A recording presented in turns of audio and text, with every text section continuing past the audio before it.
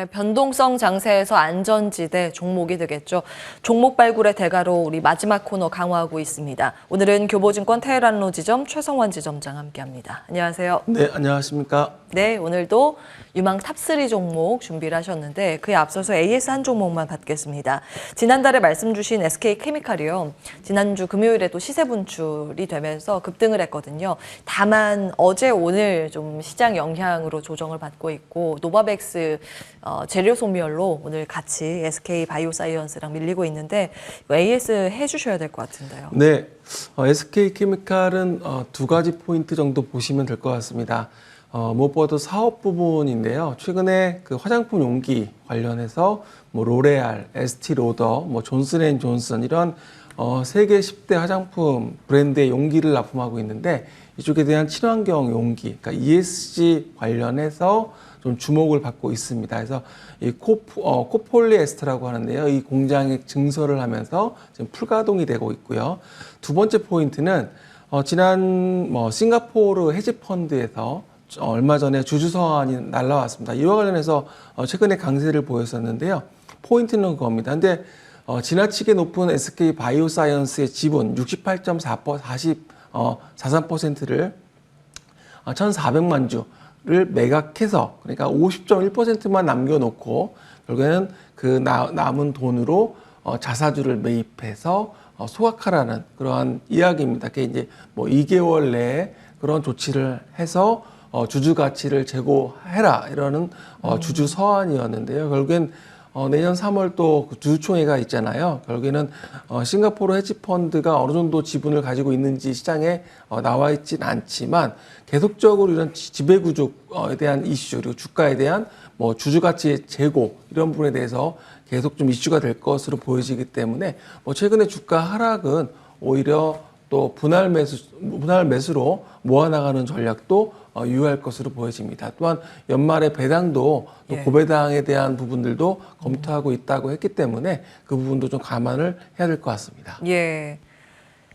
지난달에 저희가 이제 소개해드린 종목인데 SK케미칼 보유하고 계신 분들은 여전히 수익원이실 겁니다. 근데 그때 또 놓치신 분들이시라면 추가 매수의 기회를 지금 주고 있다는 점까지 기억해 주시기 바랍니다. AS 먼저 받아봤고요. 탑3 본격적으로 하나하나 받아보도록 하겠습니다. 자, 첫 번째 종목은 현대차그룹 계열사를 준비하셨네요. 네, 현대오토에버인데요. 내년 2022년 시장을 바라보면서 지금 바라보는 시선 중에 중요한 포인트가 자율주행이 있고요. 또 그리고 메타버스 이런 신산업에 대한 부분들이 상당히 주목을 받고 있습니다. 현대오토에버는 이런 자율주행과 관련된 그런 회사인데요. 현대차 그룹에서 차량용 그러니까 IT 서비스라든지 또 소프트웨어 사업을 영위하고 있고요. 올해 차량용 반도체 공급난이 있었잖아요. 또 이와 관련해서 자체적으로 차량용 반도체와 또 고성능 AP 내재화도 지금 검토를 하고 있습니다. 현재 현대오토에버는 산업통상자원부와 또 대구 직할시에서 그 자율주행 그러니까 테스트베드 관련해서 구축 최종 사업자로 선정이 되었는데요. 결국에는 향후에 차량용 인포테인먼트, 또 커넥티비티, 또 자율주행용 정밀 지도 등 성장에 대한 기대가 높아지고 있습니다. 결국엔 자율주행이 되면 손과 발이 이렇게 뭐 편안하게 되면 가장 할 수 있는 여러 가지 뭐 인포테인먼트라든지 여러 가지들이 이 현대오토에버와 연관이 되어 있다고 보면 되겠고요. 증권사들은 목표주가 지금 평균 목표주가가 15만 1,000원입니다. 최근에 주가가 뭐 13만 8천 원까지 갔다가 좀 하락세를 좀 보여주고 있는데요. 결국에는 또 주가라는 게 결국엔 뭐 상승과 하락을 반복하면서 올라가는 그런 뭐 저점과 고점을 올라가는 구간이라고 생각한다면 목표 주가 15만 1천 원까지 생각하고 뭐 조정을 이용해서 역시 분할 매수 전략이 좀 유효할 것으로 보여집니다. 예, 이제 앞으로는 자동차가 움직이는 스마트폰이라고 하더라고요. 그 차 안에서 운전을 할 필요가 없기 때문에 놀고 쉬고 그럴 때 어떤 그 투자의 연결고리가 있을까 계속 좀 생각을 해봐야 되는데 그 가운데 하나 현대오토에버 주목을 하셨습니다. 두 번째 종목도 차량용 반도체 팹리스 기업 준비하셨네요. 네, 역시 자율주행과 관련된 뭐 회사인데요. 텔레칩스를 말씀을 드리겠습니다. 최근에 역시 현대오토, 에버와 마찬가지로 주가가 좀 강세를 보여주었다가 좀 쉬고 있는 그런 모습인데요. 텔레칩스는 오디오, 비디오, 또 내비게이션 이런 그 차량용 관련된 통합한 그러니까 애플리케이션 프로세서 AP가 주력인 회사입니다. 팹리스라고 보통 표현을 하는데요. 어떤 설계를 하는 거죠. 그래서 현대 기아차의 AVN용 AP 점유율이 80%가 넘어서고 있고요. 내년에 자동차 경기 회복에 따른 또 반도체 주문량이 증가할 것으로 전망되고 있고, 최근에 또 전 세계적으로 품귀 현상을 빚고 있는 차량용 반도체, 그러니까 마이크로, MCU라고 보통 하는데요. 이 개발에도 좀 주목을 하고 있습니다. 증권사들이 평균 목표 주가를 21,000원대 제시하고 있는데요. 지금 16,000원대 중반을 하고 있습니다. 말씀드린 것처럼 내년에 뭐 자율주행이라든지 이런 여러 가지 것들과 관련해서 이런 텔레칩스도 좀 주목을 하시면 좋을 것 같습니다. 네. 텔레칩스 또 오랜만에 봤습니다. 예. 이제 2만 원대에서 증권사 평균 목표치가 모아지고 있다는 점까지 가격 전략 참고하시면 되겠고요. 마지막 종목 보겠습니다. 마지막은 네. 폴더블 폰 관련주인가요? 네, 이 시간 통해서 이제 두 번째 말씀을 드립니다. 이제 동훈 아나텍인데요. 동훈 아나텍은 아날로그 반도체 회로 설계 전문 회사입니다.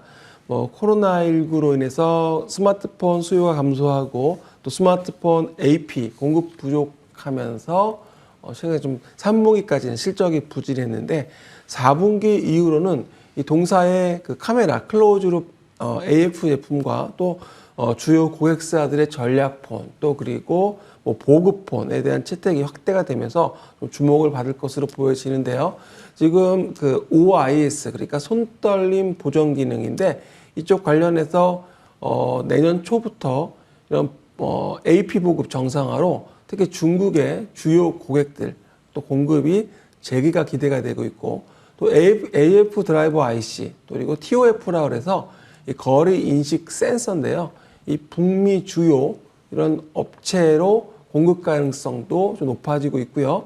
또 햅틱 드라이버 IC 그러니까 현재 제너시스에 공급이 되고 있는데 자동차에서는 유용하고 또 그리고 AR과 VR 이 메타버스 관련해서도 시장이 확대가 될 것으로 보여집니다. 이제 햅틱 드라이버 IC는 우리가 이제 그런 촉감으로 느낄 수 있는 부분이라고 말씀을 드릴 수가 있겠는데요. 그리고 또한 최근에 국내 최대 그 라이다, 그러니까 그 자율주행과 관련된 라이다 특허 보유한 SOS 랩과 전략적 제휴를 체결했는데요. 이런 부분들이 향후에 자율주행차와 그리고 또 메타버스로 연결되면서 향후에 좀 성장 동력으로 작용을 할 것으로 좀 보여집니다. 또한 헬스케어 산업도 그러니까 그 침 한 방울로 이런 당뇨에 대한 부분들을 측정할 수 있다라고 하는데요. 결국에는 환자분들이 보통 어떻게 혈액을 통해서 측정을 했는데 침 한 방울로 이렇게 측정을 한다는 것은 상당히 좀 편의성 면에서는 상당히 중요할 것으로 보여집니다. 그래서 헬스케어 산업도 내년에 좀 주목을 하셔야 되겠습니다. 내년 매출액이 1,164억 원에 영업이익이 158억 원 전망되고 있는데 역시 최근에 주가 강세를 좀 보여주다가 좀 조정세로 보여주고 있는데 하나 좀 말씀을 드리고 싶은 건 중소형주도 그렇고 대형주도 그렇고 지금 연말이 지금 그 대주주 양도세 과세와 관련해서 주식들을 좀 사기가 쉽지 않은 구간이거든요. 그래서 오히려 시기적으로는 권리락이 발생하는 날, 그러니까 바로 전날이겠죠. 그러니까 이제 권리락이 발생하고 권리락이 떨어지는 날, 이날이 아마 상당히 좀 매수 기회가 될 것 같고 주식시장이 연초 1월 효과가 있기 때문에 네. 지금 많이 하락하고 있는 성장주라든지 중소형 기업들에 대한 매수 기회로 삼으시길 좀 바라겠습니다. 예, 권리락일이 언제죠? 29일인가요? 그러니까 보통 30일까지 거래가 되니까 네. 29일 날 권리락이 떨어지겠죠. 그래서 그 28일까지는 주식을 열심히 팔 겁니다. 왜냐하면 대주주 입장에서는 가지고 있게 되면 대주주 양도세 과세가 되기 때문에 오히려 그래서 28일 날이 더 싸게 살 기회가 될 수도 있고요. 네. 29일은 권리락이기 때문에 역시 매수 기회라고 보고 있고요. 예. 내년에는 보통 연초에 1월 효과가 있었기 때문에 중소형주, 특히 성장주에 대한 부분들, 코스닥에 대한 매수 심리가 좀 강화될 것으로 보여지고, 또 그리고 그런 부분에 있어서 코스닥 정도 오늘 말씀드린 기업들 좀 주목을 하시면 좋겠고, 메타버스, 뭐 자율주행이라든지 내년의 키워드에 대한 기업들은 좀 공부를 미리 해놓으시는 것도 좋을 것 같습니다. 그러니까 오늘 주신 탑3도 그런 관점이네요. 오늘 당장 사라는 게 아니라 이번 달 연말에 좀 시세가 더 내려왔을 때 이제 세일 구간에 들어갔을 때 이제 담는 전략으로 말씀을 주고 계십니다. 우리나라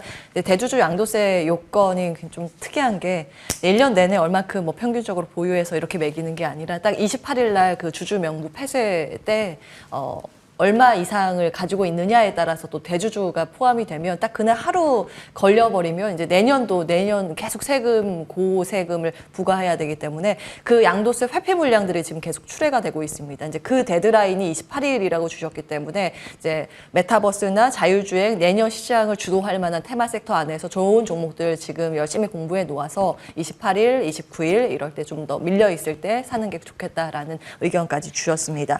마지막 탑3 종목이 그 가운데 하나인 것 같아요. 동운, 아나텍 말씀을 주셨고, 자, 마지막으로 좀 시장 분위기 좀 보고 싶은데, 오늘도 지금 변동성에 노출된 시장입니다. 이제 강세 출발이 된 이후에 다 이제 상승폭 반납하고 약한 흐름인데, 좀 어떤 대응 전략이 필요하겠습니까? 심리적인 이제 부분도 좀 말씀을 주신다면요. 지금 거래 대금이나 거래량 자체가 상당히 많이 줄었거든요. 예. 시장에, 그러니까 매기 자체가 상당히 좀 줄었기 때문에 여기서 우리가 뭐 보통 말하는 시장이 이렇게 좀 숨고르게 들어갔다 이렇게 예. 표현하는 게 맞을 것 같고요. 특히 오미크론에 대한 영향력이 지금 사실 어디까지 갈지 모른다는 게 불확실성인 것 같습니다. 그러니까 이게 뭐 봉쇄도 하고 지금 상당히 좀 유럽이나 심각하잖아요. 그래서 이런 부분들에 대한 불확실성 때문에 지금은 시장에서 약간은 뭐 표현한다면 약간 좀 몸을 사리는 구간 이렇게 표현하면 좋을 것 같습니다. 예, 안전벨트가 필요하죠. 예, 교보증권 테헤란로 지점 최성환 지점장과 함께 종목 찾아봤고요. 시장 진단도 받아봤습니다. 출발 성공 투자도 여기에서 마무리해야겠네요. 끝까지 시청해주신 여러분 고맙습니다.